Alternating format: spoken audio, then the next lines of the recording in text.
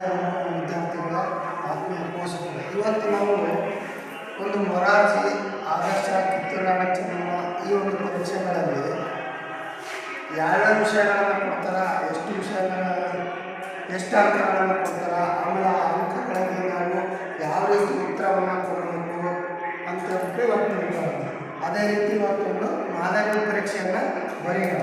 ಈಗ ನಮ್ಮ ಪರೀಕ್ಷೆಯಲ್ಲಿ ಎಷ್ಟು ಅಂಕಗಳಿರುತ್ತೆ? ಒಟ್ಟು 100 ಅಂಕಗಳಿರುತ್ತೆ. ಪರೀಕ್ಷೆಯ ಅಂಕಗಳೆಷ್ಟಿರ್ತಾವ? 100 ಇರ್ತವೆ. ಸೊ ಆ ಒಂದು ಅಂಕಗಳು 100 ಇರ್ತವೆ. ವಿಷಯಗಳು ಎಷ್ಟಿರ್ತಾವಪ್ಪ ಅಂತಂದ್ರೆ 5 ವಿಷಯಗಳಿರ್ತವೆ. ಎಷ್ಟು ವಿಷಯಗಳು? 5 ಇರ್ತವೆ. ಹಾಗಾದ್ರೆ ಒಂದೊಂದು ವಿಷಯಕ್ಕೆ ಎಷ್ಟು ಬರ್ತಾವಪ್ಪ ಅಂತಂದ್ರೆ 20. ಸೊ ಅದರಲ್ಲಿ ಮೊದಲೇದು ಕನ್ನಡ ಇರುತ್ತೆ. ಯಾವುದಿರುತ್ತೆ? ಇದು 20 ಅಂಕಗಳು ಇರುತ್ತೆ. ಎಷ್ಟು ಅಂಕಗಳು? 20 ಅಂಕಗಳು. ಅದೇ ಇಂಗ್ಲಿಷ್ ಎಷ್ಟು ಯಾವುದು ಇರುತ್ತೆ?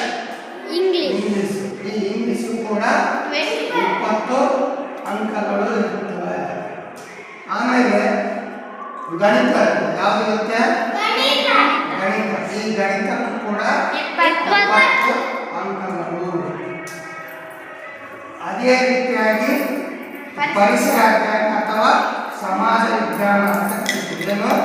ಪರಿಸರ ಅಧ್ಯಯನ ಅಥವಾ ಸಮಾಜ ವಿಜ್ಞಾನ ಇದಕ್ಕೆ ಎಷ್ಟಿರುತ್ತೆ? 20 ಅಂಕಗಳು. ಎಷ್ಟಿರುತ್ತಿದ್ದು? 20 ಅಂಕಗಳು. ಇನ್ನು ಸಾಮಾನ್ಯ ಜ್ಞಾನ ಅಂದ್ರೆ ಜಿಕೆ. ಯಾವುದು? ಸಾಮಾನ್ಯ ಜ್ಞಾನ, ಜನರಲ್ ನಾಲೆಡ್ಜ್ ಪ್ರಶ್ನೆ. ಎಷ್ಟು? General knowledge. ಇದಕ್ಕೆ ಎಷ್ಟು ಅಂಕಗಳಿರ್ತಾವ? 20 ಅಂಕಗಳು. ಹಾಗಾದ್ರೆ ಎಷ್ಟು ಅಂಕಗಳು ಬಳಸ್ತೀವಿ? 100 ಅಂಕಗಳು ಆಗುತ್ತೆ. ಅರ್ಥ ಆಗ್ತಿದೆಯಲ್ಲ? ಕನ್ನಡಕ್ಕೆ 20 ಪ್ರಶ್ನೆಗಳಿರ್ತವೆ. ಇಂಗ್ಲಿಷ್ಗೆ 20 ಅಂಕಗಳು, 20 ಪ್ರಶ್ನೆ. ಗಣಿತ 20 ಪ್ರಶ್ನೆ ಇರ್ತಾವ, 20 ಅಂಕಗಳು. ಪರಿಸರ ಜ್ಞಾನ 20 ಪ್ರಶ್ನೆ, 20 ಅಂಕಗಳು. ಸಾಮಾನ್ಯ ಜ್ಞಾನ 20 ಪ್ರಶ್ನೆಗಳು, 20 ಅಂಕಗಳು. ಒಂದು ಪ್ರಶ್ನೆಗೆ 1 ಅಂಕ. ಅರ್ಥ ಆಗ್ತಿದೆನಾ? ಹಾಗಾದ್ರೆ ಎಷ್ಟು ಪ್ರಶ್ನೆಗಳಿರ್ತಾವ? 100 ಪ್ರಶ್ನೆಗಳಿರ್ತಾವ, 100 ಅಂಕಗಳು ಇರ್ತವೆ. ಹೌದಾ? ಇದರಲ್ಲಿ ನೀವು ಎಷ್ಟು ಅಂಕಗಳನ್ನು ತೆಗೆದಿರೋ ಅದರ ಮೇಲೆ ನಿಮ್ಮ ಸೀಟ್ ಹಾಕ್ತೀವಿ. ಸೀಟ್ ಸಿಗುತ್ತೆ. ಮಿನಿಮಮ್ ನೀವು 60ರಿಂದ ಹಿಡಿದು 80 ತನಕ ತೆಗಿಲೇಬೇಕು. SC ST ಅವರು. ಜನರಲ್ ಆಗಿರೋರು 80ರಿಂದ 90 ತೆಗಿಲೇಬೇಕು. ಅರ್ಥ ಆಯ್ತಾ? ಸೊ ಹೀಗಾಗಿ ನೀವು ಹೆಚ್ಚಿನ ಅಂಕಗಳನ್ನ ಪಡೆಯೋದ್ರ ಕಡೆ ಗಮನವನ್ನು ಕೊಡಬೇಕು. ಇದು ನಮ್ಮ ಒಂದು ವಿಷಯಗಳು ಯಾವ್ಯಾವ ಇರ್ತಾವ, ಎಷ್ಟು ಅಂಕಗಳು ಬರ್ತವೆ. ಇನ್ನು ನೆಕ್ಸ್ಟ್ ಕೊಟ್ಟಿರ್ತಕ್ಕಂಥ ಉತ್ತರಗಳನ್ನು ನೀವು ಯಾವ ರೀತಿಯಾಗಿ ಗುರುತಿಸಬೇಕು. ಈಗ ನಿಮಗೆ ಆಪ್ಷನ್ ಕೊಟ್ಟಿರ್ತಾರೆ A, B, C, D ಅಂತ. ಅರ್ಥ ಆಗ್ತಿದೆನಾ? ಈಗ ಎಷ್ಟು ಆಪ್ಷನ್ಸ್ ಕೊಟ್ಟಿರ್ತಾನೆ? 4 ಆಪ್ಷನ್ಸ್ ಅನ್ನ ಕೊಟ್ಟಿರ್ತಾನೆ. A, B, C ಮತ್ತೆ D. ಇವು ಈ ಇದರಲ್ಲಿ ನೀವು ಯಾವ ರೀತಿ ಉತ್ತರವನ್ನ ಗುರುತಿಸಬೇಕು ಅಂತಂದ್ರೆ ನೀವು ಟಿಕ್ ಮಾಡೋದ್ರ ಮೂಲಕ ಗುರುತಿಸಂಗಿಲ್ಲ.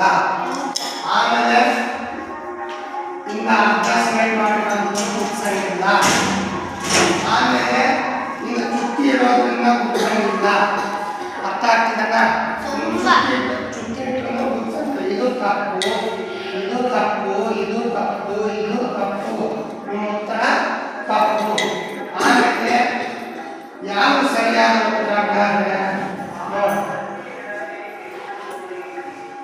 ಈಗ ಅದಕ್ಕೆ ಬಿ ಉತ್ತರ ನೀವು ಸಂಪೂರ್ಣವಾಗಿ ಈ ರೀತಿಯಾಗಿ ಸೇವ್ ಮಾಡಬೇಕು. ಅರ್ಥ ಆಗ್ತಿದೆನಾ? ಇದು ಸರಿಯಾದ ಕ್ರಮ. ಅರ್ಥ ಆಯ್ತಾ? ಈ ರೀತಿಯಾಗಿ ನೀವು ಪೂರ್ಣವಾಗಿ ಸೇವ್ ಮಾಡಬೇಕು. ಆಮೇಲೆ ಇನ್ನೊಂದು ತಪ್ಪು. ಯಾವ ರೀತಿ ತಪ್ಪು ಅಂದ್ರೆ, ಅಯ್ಯೋ ನಾನು A ಹಾಕಬೇಕಾಗಿತ್ತು, B ಹಾಕ್ತಿದೆ. ಇವಾಗ ಇದು ನೀವು ಉತ್ತರ ಹೇಳಿ. ಈ ಉತ್ತರ A ಹಾಕಬೇಕಾಗಿತ್ತು, B ಹಾಕ್ಬಿಟ್ಟಿದ್ದೀನಿ. ಅಯ್ಯೋ ಇದು B ತಪ್ಪು ಉತ್ತರ. ಇವಾಗ A ಹಾಕ್ಬೇಕಂತಂದ್ರೆ ಮತ್ತೆ A ಸೊ ಅವಾಗ ಏನಾಗುತ್ತಪ್ಪ ಅಂತಂದ್ರೆ ಇದು ಕೂಡ ಆಗಲಿಲ್ಲ. ಒಂದಕ್ಕೆ ಮಾತ್ರ ಒಂದಕ್ಕೆ ನೀವೇನು ಮಾಡಬೇಕು, ಸೇವನೆ ಮಾಡಬೇಕು. ಒಂದಕ್ಕೆ ಮಾತ್ರ. ಆಮೇಲೆ ಯಾವುದೇ ರೀತಿಯ ಚುಕ್ಕಿಡೋದು, ಈ ಚುಕ್ಕಿಡೋದು, ರೈಟ್ ಮಾರ್ಕ್ ಹಾಕೋದು, ಅರ್ಧ ಬರ್ಧ ಮಿಸ್ಲೇಟ್ ಮಾಡೋದು ಮಾಡಿದ್ರೆ ಅದು ನಿಮಗೆ ಅಂಕಗಳನ್ನ ಪರಿಗಣನೆಗೆ ತಗೊಳ್ಳಲ್ಲ. ಅರ್ಥ ಆಗ್ತಿದೆನ? ಈ ರೀತಿಯಾಗಿ ಉತ್ತರಿಸ್ಬೇಕು. ಆಮೇಲೆ ನಿಮಗೆ ಕೊಟ್ಟಿರ್ತಕ್ಕಂಥ OMR ಸೀಟು, ಈ OMR ಸೀಟಲ್ಲಿ ಇಲ್ಲಿ ನಿಮ್ಮೆಲ್ಲ ಹೆಸರುಗಳು ಅದು ನಿಮ್ಮ ಎಲ್ಲ ಬಂದಿರುತ್ತೆ. ನೀವೇನು ಬರೆಯೋದಿರಲ್ಲ. ಒಂದ್ಸರಿ ಚೆಕ್ ಮಾಡಬೇಕು. ಆಯ್ಕೆ ಕಟ್ಟು ಅದು ತೊಗೊಂಡು ಚೆಕ್ ಮಾಡಬೇಕು. ಆಮೇಲೆ ಸೈನ್ ಮಾಡಬೇಕು. ಆಮೇಲೆ ನಿಮ್ಮ ರೂಮ್ಸ್ ಸೈನ್ ಮಾಡಬೇಕು. ಅದಾದಮೇಲೆ ಕನ್ನಡಕ್ಕೆ 20 ಇರ್ತವೆ. ಈ ರೀತಿಯಾಗಿರ್ತದೆ. ಇದು ಕನ್ನಡ ಸಬ್ಜೆಕ್ಟು, ಇದು ಇಂಗ್ಲಿಷ್, ಇದು ಗಣಿತ, ಇದು ಪರಿಸರ ಅಧ್ಯಯನ, ಇದು ಸಮಾಜ ಜ್ಞಾನ. ಈ ರೀತಿಯಾಗಿ 20 ಪ್ರಶ್ನೆಗಳು 40, 60, 80, 100 ತರ ಈ ಆಯ್ಕೆಗಳನ್ನ ಕೊಟ್ಟಿರ್ತಾರೆ. ಈ ರೀತಿಯಾಗಿ ಅದ್ರಾಗ ನೀವು ಸರಿಯಾದ ಉತ್ತರವನ್ನ ಈ ರೀತಿಯಾಗಿ ಏನ್ ಮಾಡಬೇಕು, ಅರ್ಥ ಆಗ್ತಿದೆನಾ? ಸರಿ, ಈಗ ನೆಕ್ಸ್ಟ್ ಎಕ್ಸಾಮ್ ಅನ್ನ ಬರೀರಿ.